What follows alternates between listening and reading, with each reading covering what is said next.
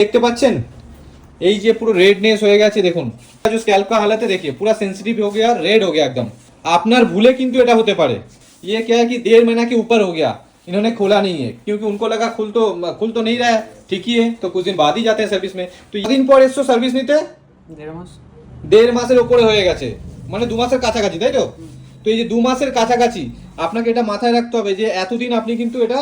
चलाते पारबेन ना तो ये दिक्कत आता है कि आप अगर अपना सर्विस टाइम ओवर कर देते हो तो आपका स्किन में प्रॉब्लम हो सकता है ऐसा আপনাকে এই টাইমিং এর মধ্যেই কিন্তু এটা নিতে হবে সার্ভিসটা যদিও এটা কিছুক্ষণের মধ্যেই ঠিক হয়ে যাবে হ্যাঁ तो गलती से भी ऐसा ना करें जो भी यूज करते हैं पैच पेस्टिंग सिस्टम होता है तो 20 से 25 दिन हार्डली 30 दिन কিন্তু এটা কিন্তু একদম করবেন না আপনারা অনেকেই ভাবছেন যে আমার তো খুলছে না এখন চলে যাচ্ছে চলুক এটা কিন্তু ভুল এটা তাদের জন্য যারা মোটামুটি টাইমের মধ্যে সার্ভিস নেন না তাদের জন্য টেपिंग सिस्टम में यूज करते हैं तो आपको 10 से 15 दिन या